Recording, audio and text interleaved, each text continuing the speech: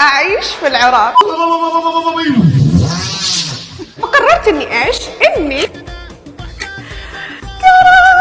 أشتري بيت بالعراق. دك يا اخي دك الخير مو نحلت والد والدينا بالسوالف الخايسه. وياكم الهرم. مثل ما تعرفون تالا بنت فسوان بنت فسوة الله يرحم والدها جت واستقرت بالعراق، ومن استقرت بالعراق فقرت العراق وسوت تصرفات ما تليق بالشعب العراقي بمساعدة بنات لوف تايم اللي دقن ويرقصن وآية ومحمد أبو ضرطة. هذول الأشخاص اللي ساعدوها بالانتشار داخل بلدنا العراق. مثل ما تعرفون إنه هاي الشخصية جدا فقر وجدا تافهة وما عندها محتواها فقط ترندات وعركات ومشاكل. مثل ما شفتوا مشكلتها ويا سارة مهند البنية السورية اللي عايشة بالسعودية، اللي حاولت تاخذها وتخدرها وتصورها بأوضاع غير إخلاقية مثل ما قالت سارة مهند. وهاي بالفيديوهات السابقة تقدرون ترجعون وتشوفوها شلون كشفت كذبها لهاي الكذابة. تفاجأت انه هي فجأة ملكت بيت بالعراق بأربيل. اوكي، بس البيت شلون اشترته؟ بيا جنسية؟ زين هي ناكرة اصلها وفصلها. وهسه راح اشوفكم حتى الجات جي تي بي وحتى الجوجل يقول انه هي اصلها مصري. هاي اثباتات ما حد يقدر ينكرها، وهي تطلع وتنكر تقول انه هي مو مصرية. ماكو واحد ينكر اصله، واللي ينكر اصله قل لي الآية النغل شنو يعني بالعراقي؟ واللي ينكر اصله يعني نغل عندنا احنا بالعراقي. خلي تفهمك المعنى مالتها. جتي واشترت بيته وقالت انه هي راح تبقى بالعراق وغصبا عن الكل، وهي اصلا طردوها من السعوديه واخذوا الاقامه من عندها لان هي مولوده بالسعوديه. كتلوها طردوها لين تدعم الشواذ، ولين عندها قصه كلش غريبه راح تشوفوها بهذا الفيديو. واصلا هي مولوده بالسعوديه واغلب مواضيع قناتها على اليوتيوب على الشواذ وعلى بنيه تحب بنيه يعني تشبس ليز. اوكي، هذا الشيء يعود لها، وهالقد ما تحكي بيه الشخص يتاثر بيه. وبعد ما اريد اكمل اكثر فهمك كافي. بس يا ترى تالا بنت اشترت بيت باربيل بجنسيتها المصريه اللي هي مستعره من عندها لو بشنو ومن ساعدها ما اعرف. خلينا نشوف الفيديو اليوم وراح تنصدمون من بعض المعلومات اللي راح تسمعوها. قررت أعيش في العراق. أعتقد القرار هذا ممكن راح يصدم كثير، وممكن ناس يفكروه مفاجأة والثانيين يعتبروه مفاجأة، بس أنا قررت أعيش بالعراق. الرخيصة قررت تعيش بالعراق بسبب واحد، بسبب الأشخاص اللي دعموها وخلوها تجي للعراق، وشافت العراق بترندات، مشاهداتها صعدت بالعراق، الرخص مالتها كثر بالعراق. شخصية تنكر أصلها وجاية تعيش بالعراق، واللي دعموها خنزيرة أبو وبنات لوف تايم. الفترة الأخيرة اللي اختفيت عنكم فيها كنت أفكر لو انتهت الحرب حأرجع ولا ما أرجع؟ كيف أعوف العراق وأجواء العراق وناس العراق؟ شلون تعوفين العراق؟ شلون تعوفين الترندات؟ شلون تعوفين الترندات يا كلبة الترندات؟ انت شلون تعوفيها؟ تقدرين تعوفيها؟ انت اذا شفت الترند يمشي قدامك توقفين وتبوسين قندرته للترند. والحرب اللي مرينا عليها من وراك يا فقر. وحلاوة العراق لين ما فعلا انتهت الحرب. وقررت إني إيش؟ إني اشتري بيت بالعراق، علشان حتى لو رجعت، حتى لو رحت لاي مكان ولفيت الكره الارضيه، مصيري ارجع للعراق. ما مرحب بيك، بلد عظيم يرحب بناس ناكره اصلها. منو انت؟ مجرد تالا فسوان الله يرحم والدها، بس والدها لو عايش كان قطع على راسها. تعالوا نشوف مع بعض بيتي الجديد في العراق. لا والله لو بغير محافظة ولا تقدرين توصلين وتشترين إلا إذا خلوك، والله ما حد يخليك، يعني أنت وحدة رخيصة المحتوى. شوف يا عزيزي يلي دا تباوع أنت أو أنتي والعيون الحلوة هاي، الله يحفظها ويبارك بيها. إذا كنت داخل حتى تغلط علي وتسبني بسبب هاي الشخصية التافهة اللي جاية للعراق، وهي أصلا تموت على الترندات وأصلا ما تحب العراق فقط قدام الإعلام. هذا الفيديو اللي راح تشوفونه قدامكم راح يثبت لكم انه هاي الشخصيه تشبس ليز، وهاي الشخصيه بسبب هذا الفيديو سحبوا الاقامه مالتها وطردوها من السعوديه. جاهزين الفيديو؟ خلينا نشوف الفيديو. ابغى استضيفك استضافه تليق فيك، الله يسعدك. متى جايه؟ متى جايه وين؟ عندي البيت، الله يحييك يا رب. هاي من كان شكلها ولا هنا؟ زوريني، انا انسانه وحيده في الرياض. وطردوش بالنعال. متى تبين؟ محمد الله يسعدك، الحين تقدرين؟ لا عاد يا غالي الساعة 3:30. سلامات الساعة 3:30. أكيد لا 3:30. احلى شيء عشان ما حد يعني الكل يكون نايم، ما حد يعرف انا ايش بسوي فيك، او يعني ما يسمع صرخاتك. شفت هنا ايش قالت؟ انا راح افهمكم اللي ما فهم. هنا بالحركه اللي سوتها والكلام اللي قالته تثبت انه هي تشيبس ليز، وحاولت تداري الموضوع، بس الحقيقه دائما تقال اثناء ما يكون المزح هو نص حقيقه. لا، ويا تالا المزح مالتها كله حقيقه. طلعت تشيبس ليز الشخصيه هنا. هاي تذكرنا بالشخصيه ذيك المايعه التصنع العراقيه اللي عندنا، هم تشيبس ليز. اسمع ايش راح تقول، راح اعيد اللقطه مره ثانيه. أكيد لا 3:30. احلى شيء عشان ما حد يعني الكل يكون نايم، ما حد يعرف انا ايش بسوي فيك، او حتى ما حد يعرف انه انا شو اسوي فيك. زين يا عزيزي، اذا هاي قالت هيك باللايف بحياتها الواقعيه ايش تسوي؟ ويا ترى بنات لوف تايم شنو علاقتهن بيها؟ او آية الخيرة. بسبب هذا الفيديو قمت اشك بالشله مال البنات اللي حواليها كلهم، بالاخص آية الخنزيرة، لان هي خلصت سالفتها ويا مايا عافتها.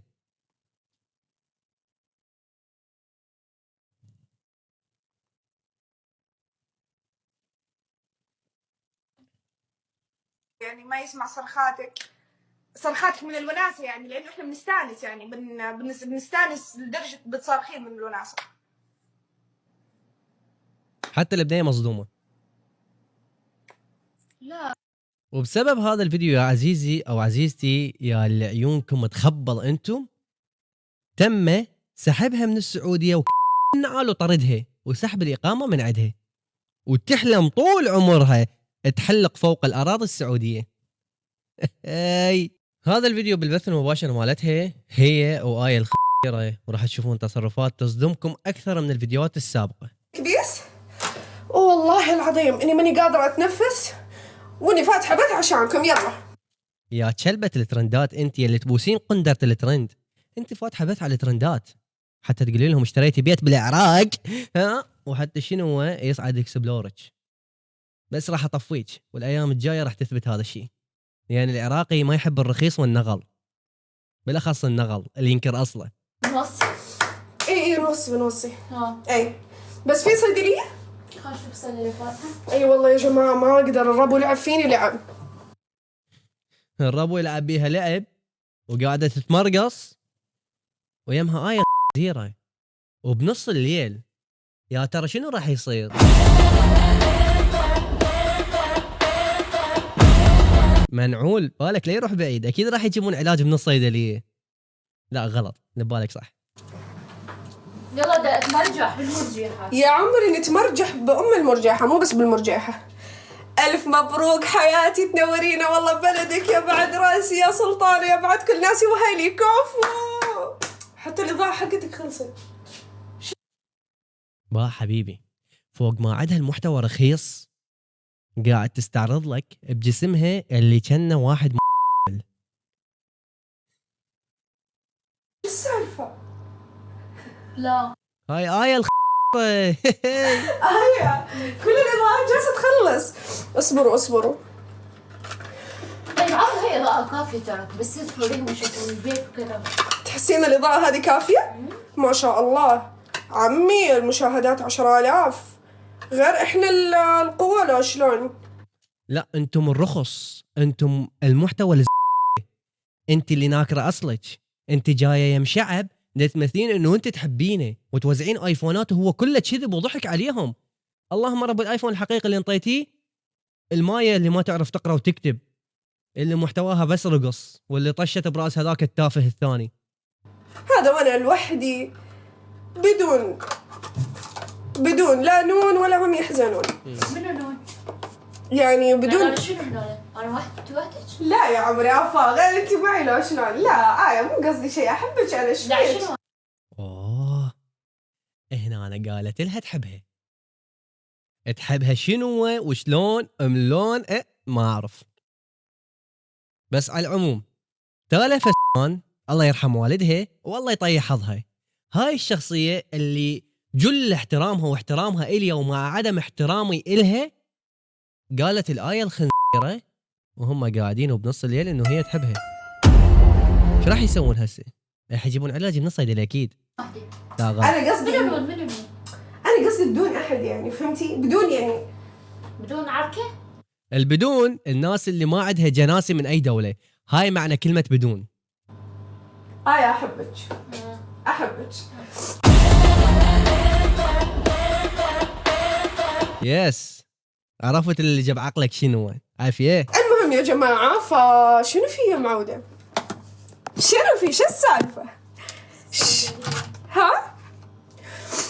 يلا انا راح اروح، والله ما راح ابقى هنا الصراحة. ليه؟ راح اروح ارجع للبيت. ليش؟ احسن عم تبقين وحدك. ليش تروحين وتعوفيها حتى تبقى وحدها؟ لا عاد انت شنو شغلتك؟ مو تونسيها؟ مو انت صغيره اللي مشتريتك بالنعال بالفلوس؟ انت وابو وبنات لوف تايم اللي دقن ورقصن داست على راسكم بالقندره بالفلوس. ليش تعوفيها يا لا يا عمري، غير احنا نحب شلون ايش بيك؟ يلا يا جماعة تعالوا نوريكم بوكيه الورد اللي جابته لي آية. احترى والله العظيم، يعني احنا مرة نحبك، انا شخصيا احبك والله. والله انا بحبك. تحبيني؟ الله يسعدك. لا يا جماعة بنصير ثنائيات انا وآية ان شاء الله، في اشياء كثيرة مخططينها لكم نقول لها. اكو شغلات مخططين إلها، اكو شغلات ما راح تطلع قدامكم، بس هاي الشغلات من تصير عركه بيناتهم واحد راح يفضح الثاني بيها. انتم موجودين واني موجود والهرم وياكم، وهذا الفيديو راح يكون مرجع لكم من راح تصير المشكله ويحكون بهاي الفيديوهات اللي ما راح تطلع. اوف يا العراق ايش قد بيك ناس. يلا خلينا نجيب شمار ربو خطير السبع. اي والله احتاج حد بخاخ. اي بخاخ. اشوف البخاخ بس ابحث. المهم حبايبي، هذا وشي بني ادم ولا وشي خنزير ولا وشي ايده ولا وشي واحد واللي احنا مش عارفين وشي ايده بالضبط. يعني يا اخوانا يلي في مصر، هو الوش ده وشي ايه؟ شباب اكتبوا لنا هذا عفريت ولا بني ادم لو شنو هذا، ما نعرف. يعني سبحان الله من نزع القبول مكياج وعمليات تجميل والاصل شنو فيه؟ هلا هلا يا عمري. شنو اشوف صيدلية هاي الثانية. ايوه اصبروا حبايبي بس بطلب جهاز رابو، خلوكم معي. هو هذا شنو هذا شباب؟ هذا بالضبط هنا كرش لو شنو؟ وتدعي المثاليات.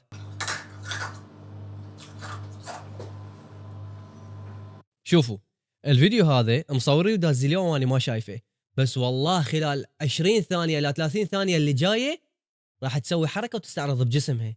راح تقول لي ليش راح تسوي هيك؟ مو محتوى رخيص وانا ما شايفه الفيديو، واذا ما سوت الحركه يبقى، وراح اصوم 3 ايام اذا ما سوت هاي الحركه وطلعت ثاني كذاب.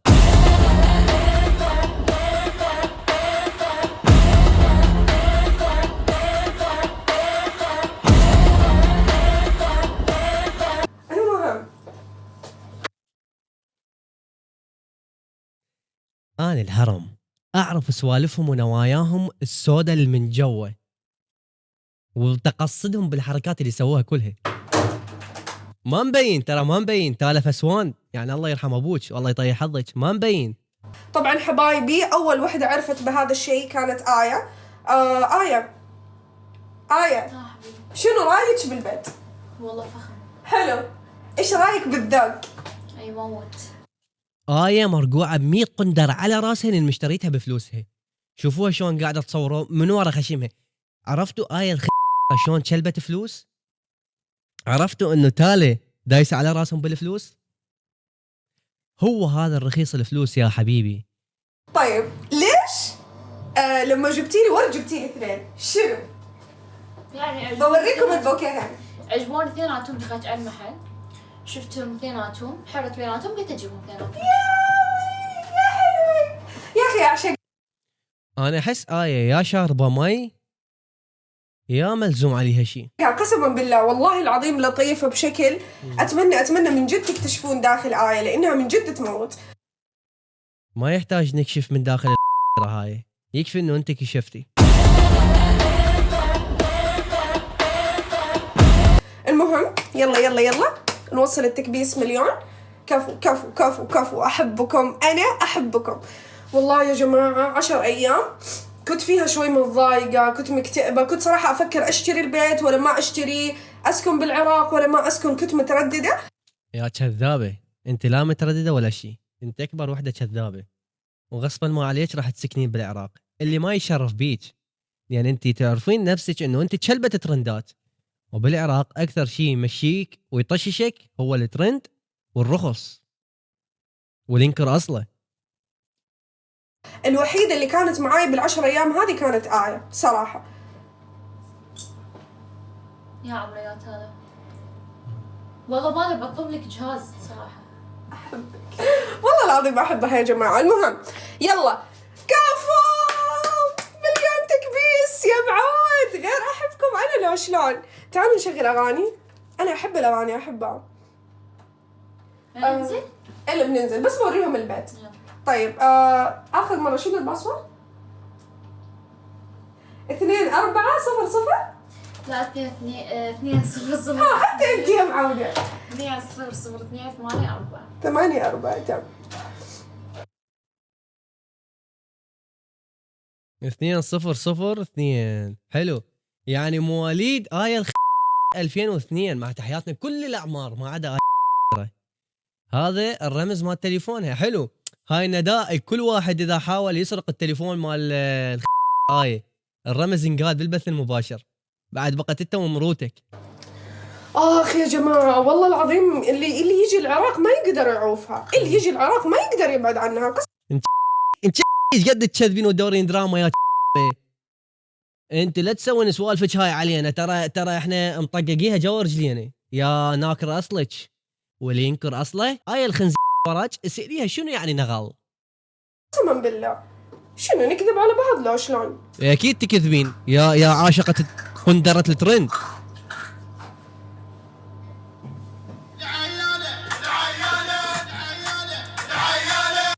وهنا أنا ما أريد يعني أفعل طاقة الهرم اللي هيك شخصية زبالة، شاعر أغنية عراقية وتخص المقاومات العراقية اللي قاوموا بذاك الوقت، الله يرحم اللي مات.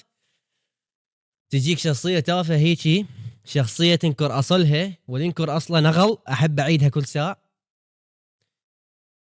شألك هذا أغاني تقعد تدق وترقص عليها باللايف. هذا اللايف بعد بجزء ثاني، واكو فيديو حبيت اشاركه وياكم قبل ما انهي الحلقه. كل شخص اذا يشاهد الفيديو حاليا، اذا دخلت للجوجل وكتبت تالا فسوان الله يرحم ابوها والله يطيح حظها، ودخلت على وضعيه الاي اي اللي هو الذكاء الاصطناعي يبحث لك بعموم الجوجل، تنطيه وضعيه الاي اي، كتبت الاسم خطا، يعني حتى الجوجل يعرف انه هي تالا فسوان، اسمها تالا فسوان، ويقول انه هي تالا صفوان، بس الحقيقه تالا فسوان. اقرا ايش مكتوبه هنا. تنكر أصلها وهي صانعة محتوى ومؤثرة تبوس قندرتها للترند، أوكي، مصرية، وبنفس عمو جوجل إذا دخلت على الصور يطلع لك الهرم عمها.